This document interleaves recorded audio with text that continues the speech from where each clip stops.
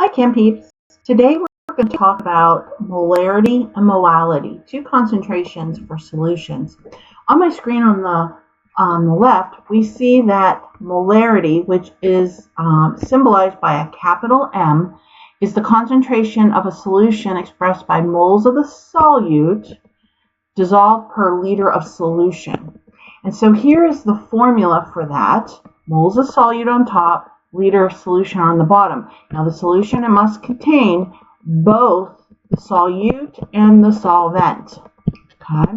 And so right here in the middle, you can see that the molarity, oops, I'm trying to talk and write at the same time. Hold on a minute here. The molarity is going to change with temperature.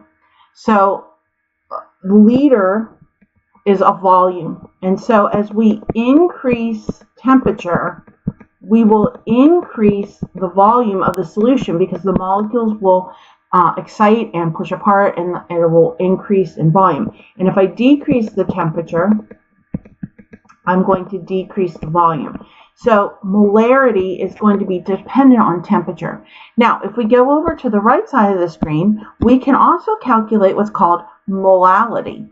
Molality is represented by a little m, and it's the measure of the moles of solute, just like molarity, but it's per kilogram of solvent. And notice not solution, but solvent. And so we have moles in the numerator and kilograms in the denominator. Molality, little m, is not dependent on temperature. So you can see I have an example here of a solution that is made with 50.4 grams of sucrose in 0.332 kilograms of water, and the final volume of the solution is 355 milliliters. Now, I went ahead and showed how to calculate molarity, which is capital M. We first must take the solute and convert it to moles. So 342.3 is the molar mass of sucrose off the periodic table. You need to add up 12 carbons, 22 hydrogens, and 11 oxygens to get that mass. And so when we divide our solute mass by the molar mass, we have this many moles of solute.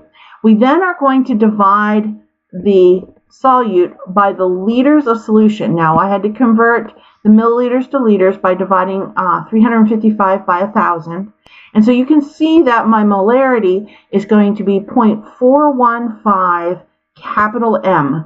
Now if we quickly take these numbers and we go ahead and solve for molality, little m, I'm going to need the moles of the solute. Okay, so I'm going to use this formula right here. The moles of the solute were calculated in the first problem, so it's 0.1472 moles of sucrose.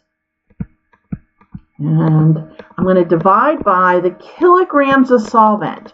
And so right here we have water, that is our solvent, that's what's doing the dissolving. And so there's 0.332 kilograms of solvent, which is water. And when I divide these, I am going to get an answer of 0.443 molality, little m. And you can see they're close, but they're not the same.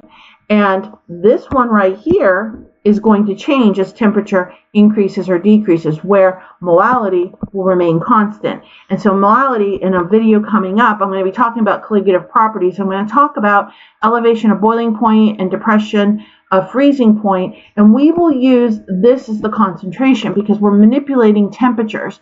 And so it's really important we have a concentration that is not dependent. Check my next video. I'm going to do two problems for you, molarity and molality, and you can find me on TikTok and YouTube at Chem's Chem Chats. Leave me a like, leave me a comment, and I'll see you on the next video.